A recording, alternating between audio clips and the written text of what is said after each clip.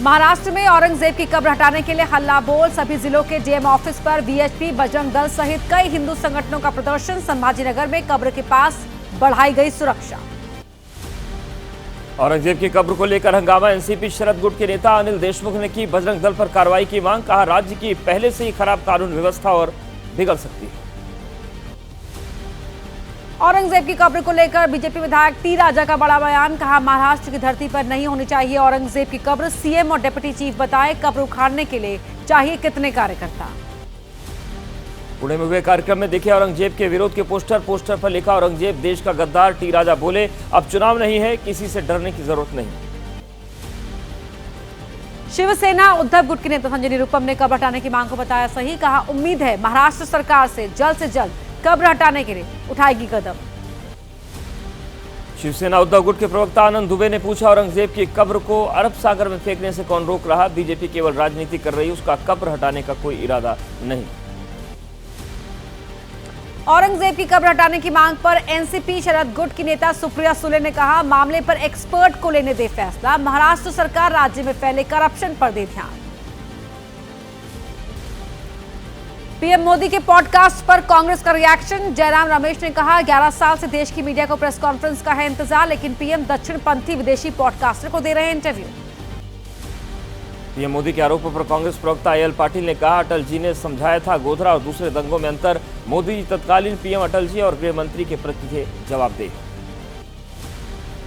PM Modi के podcast पर UP के मंत्री दानिश आजाद अंसारी ने कहा, 2014 से अब तक गंभीरता, ईमानदारी और मेहनत से काम करते हैं पीएम मोदी। उनके नेतृत्व में रोज निखर रहा है देश। पीएम मोदी के पॉडकास्ट पर बोले अल्पसंख्यकों के मामले के केंद्रीय मंत्री किरेन रिजिजू, सभी को सुनना चाहिए पीएम मोदी का संदेश और उस पर करना चाहिए विश्वास। और देश की राजनीति में क्या चल रहा है, आपको दिखाते हैं अहम खबरें। उत्तराखंड विधानसभा में अभद्र टिप्पणी पर फंसे मंत्री प्रेमचंद अग्रवाल ने दिया इस्तीफा। मीडिया के सामने भावुक हुए अग्रवाल, कहा, एक आंदोलनकारी को निशाना बनाना ठीक नहीं। कैबिनेट मंत्री प्रेमचंद अग्रवाल के इस्तीफे के बाद आज उत्तराखंड के सीएम धामी का दिल्ली दौरा। आलाकमान से मंत्रिमंडल विस्तार को लेकर चर्चा संभव। मंत्री के इस्तीफे पर उत्तराखंड कांग्रेस के नेता गणेश गोदियाल ने पूछा, क्यों इतने लंबे समय तक दिया संरक्षण? सीएम और विधानसभा अध्यक्ष के माफी मांगने तक जारी रहेगी लड़ाई। जेडीयू ऑफिस में सीएम नीतीश के बेटे निशांत के लगाए गए पोस्टर। लिखा, बिहार की मांग सुन लिए निशांत। पार्टी दफ्तर के आसपास भी लगाए गए बड़े बड़े पोस्टर। निशांत की सियासी एंट्री की मांग को लेकर जेडीयू समर्थकों के पोस्टर। कांग्रेस नेता तारिक अनवर ने कहा, नीतीश हमेशा चाहते थे निशांत ने राजनीतिक एंट्री, शायद अब वो सियासत में आने के लिए राजी। बिहार में कांग्रेस की पलायन रोको, नौकरी दो पदयात्रा। कन्हैया कुमार ने एबीपी न्यूज से कहा, यह यूथ कांग्रेस और एनएसयूआई की यात्रा, इसे गठबंधन से ना जोड़ा जाए। बीआरएस की इफ्तार पार्टी में के कविता ने रेवंत रेड्डी सरकार पर निशाना साधा। कहा, मुस्लिम समुदाय के एक भी व्यक्ति को नहीं बनाया एमएलसी या मंत्री। तेलंगाना में खुश नहीं है मुसलमान। खुद को पत्रकार बताकर आपत्तिजनक कंटेंट पोस्ट करने वालों को तेलंगाना के सीएम की चेतावनी। कहा, कपड़े उतार कर सड़क पर पीटा जाएगा। पद की वजह से हूं सहनशील, कानून के दायरे में करूंगा कार्रवाई। यूपी बीजेपी ने घोषित किए 70 संगठनात्मक जिलों के अध्यक्ष। 17 जिलों में नहीं बन पाई सहमति। 11 जिलों में उपचुनाव के चलते देरी से हुई चुनाव प्रक्रिया। जिला अध्यक्षों के ऊपर 2027 के लिहाज से संगठन को मजबूत करने की जिम्मेदारी। बीजेपी चुनाव प्रभारी महेंद्र नाथ पांडे ने कहा, 22 जिला अध्यक्षों को दोबारा मिले मौका। यूपी के सीएम योगी बीजेपी के नए जिलाध्यक्षों को दी शुभकामनाएं। कहा, उम्मीद है बीजेपी की नीतियों का पालन करते हुए सभी लोग संगठन को और मजबूत करेंगे। यूपी में बीजेपी के नए जिला अध्यक्षों का ऐलान। एसपी प्रमुख अखिलेश ने कहा, इन्हें पता है कि राज्य को मिलकर लूट रहे हैं संगठन और ऑफिसर, इसीलिए चुनाव से पहले फिर बदल देंगे जिला अध्यक्ष।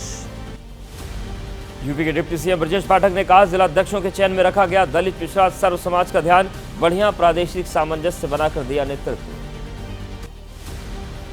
बीजेपी के नए जिला अध्यक्षों को यूपी के डिप्टी सीएम केशव प्रसाद मौर्य ने दी शुभकामनाएं। कहा, इन्हीं अध्यक्षों की अगुवाई में 2027 में सरकार बनाएगी बीजेपी। एसपी प्रमुख अखिलेश का बीजेपी पर निशाना। कहा, यह सरकार आ जाएगी तो आने वाले समय में और होगा न्याय। यूपी में तैयार कर दी है बेरोजगारों की फौज। वक्फ संशोधन बिल को लेकर हरियाणा बीजेपी अध्यक्ष मोहन लाल बडोली ने बनाई कमेटी। पूर्व मंत्री जाकिर हुसैन को बनाया संयोजक। कमेटी में हुसैन शाबरी और घनश्याम गोयल भी शामिल। दिल्ली के बजट पर विधायक दल की बैठक। मुख्यमंत्री रेखा गुप्ता ने कहा, दिल्ली का यह बजट खुशहाली और समृद्धि का बजट होगा। राजस्थान कांग्रेस की जयपुर में हुई अहम बैठक। कार्य समिति की बैठक में संगठन से जुड़े मुद्दों पर मंथन। भजनलाल सरकार के खिलाफ आंदोलन की रणनीति पर भी चर्चा। मध्य प्रदेश के राजगढ़ में सीएम मोहन यादव का कांग्रेस पर निशाना। कालिया नाग से की तुलना। सीएम की टिप्पणी पर कांग्रेस नेता चंद्र सिंह सोंधिया ने मंच पर ही जताया विरोध।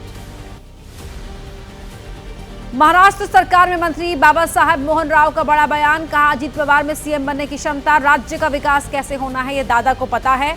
आने वाले समय में अजीत पवार ही बनेंगे सीएम। अब देश से जुड़ी कुछ अहम खबरों पर नजर डालते हैं। पीएम मोदी आज 3 दिनों के रायसीना डायलॉग का करेंगे उद्घाटन। न्यूजीलैंड के पीएम लक्सन देंगे मुख्य भाषण। करीब 125 देशों के प्रतिनिधि होंगे शामिल। रायसीना डायलॉग में शामिल होंगे क्यूबा के उप प्रधानमंत्री मार्टिनेज डियाज, अमेरिकी राष्ट्रीय खुफिया निदेशक तुलसी गबार्ड, यूक्रेन के विदेश मंत्री सहित 20 विदेश मंत्री लेंगे हिस्सा। न्यूजीलैंड के प्रधानमंत्री क्रिस्टोफर लक्सन के भारत दौरे का आज दूसरा दिन। पीएम मोदी के साथ करेंगे द्विपक्षीय वार्ता। राष्ट्रपति द्रौपदी मुर्मू से भी करेंगे मुलाकात। संसद में रेल, जल शक्ति और कृषि मामले पर होगी चर्चा। पेश किया जाएगा मणिपुर का बजट। राज्यसभा में रेल मंत्री अश्विनी वैष्णव देंगे रेलवे से जुड़ी चर्चा पर जवाब। सेना प्रमुख जनरल उपेंद्र द्विवेदी का बयान। चीन का आर्थिक और रणनीतिक ताकत के रूप में उदय। ग्लोबल साउथ का नेता बनने के भारत के प्रयास में डालता है बाधा। वक्फ संशोधन बिल के खिलाफ आज मुस्लिम संगठनों का जंतर मंतर में प्रदर्शन। जेपीसी में शामिल सदस्यों सहित कई विपक्षी सांसदों को न्योता। कहा, विधेयक पास हुआ तो देशव्यापी आंदोलन। वक्फ संशोधन बिल पर केंद्रीय मंत्री रामदास अठावले का बयान। सिर्फ कुछ लोगों के हाथ में वक्फ बोर्ड की जमीन। विधेयक पास होने से गरीब मुसलमानों को फायदा।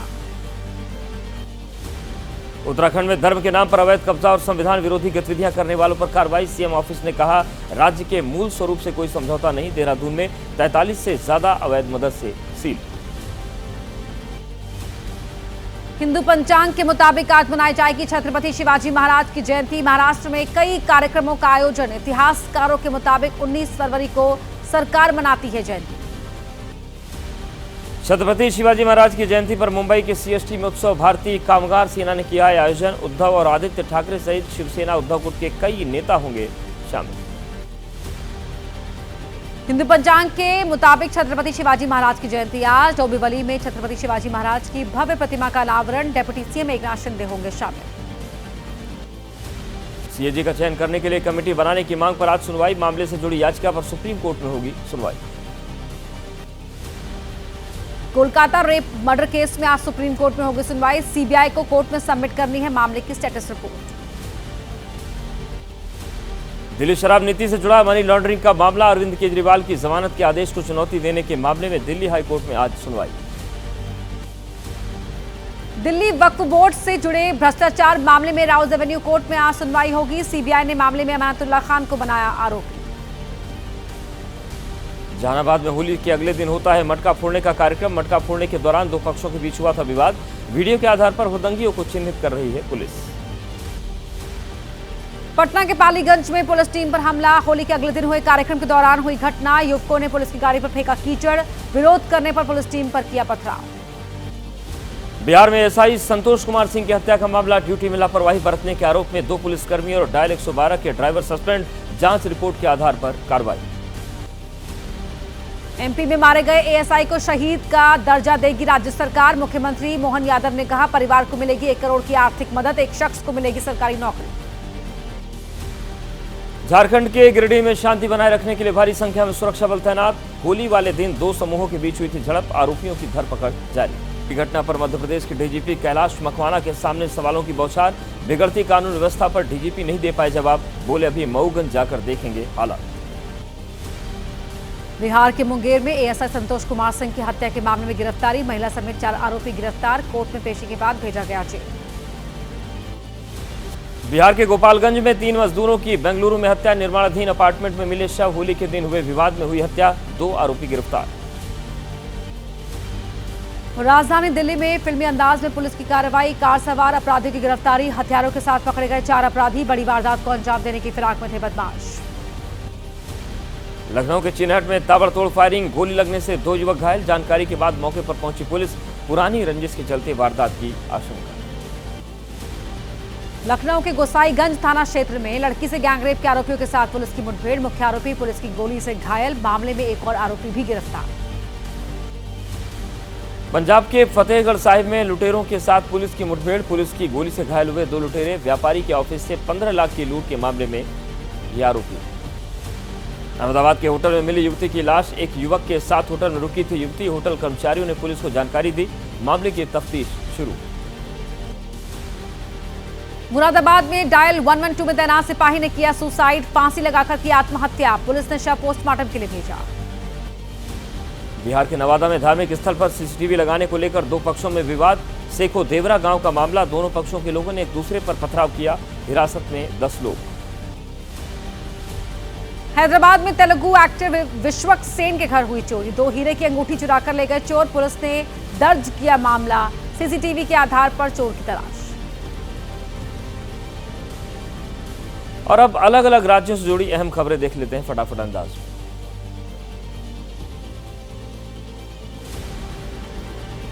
झारखंड के चाईबासा में नक्सलियों की साजिश नाकाम, सर्च ऑपरेशन के दौरान 10 किलो आईईडी बरामद, पुलिस और सीआरपीएफ का संयुक्त ऑपरेशन।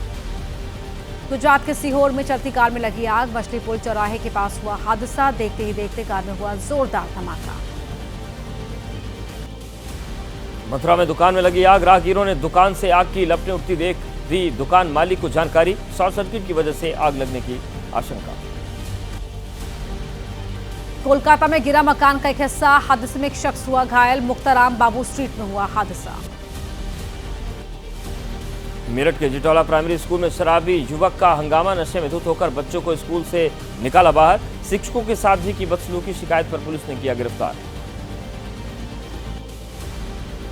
बिहार के कटिहार में खुले मैदान में बिखरे मिले 9वीं 11वीं के question paper, Maheshwari academy school का मामला, बिहार विद्यालय परीक्षा समिति आयोजित करवा रही है परीक्षा।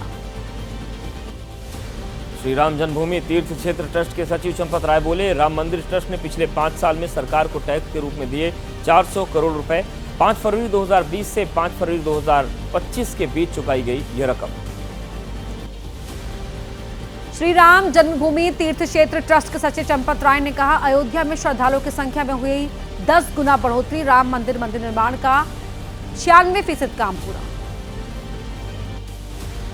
संभल के एसपी कृष्ण कुमार बिश्नोई का होली मनाते वीडियो आया सामने, सिर पर कुल्लड़ रखकर डांस करते दिखे एसपी, डीएम राजेंद्र पेंसिया भी थिरकते दिखे।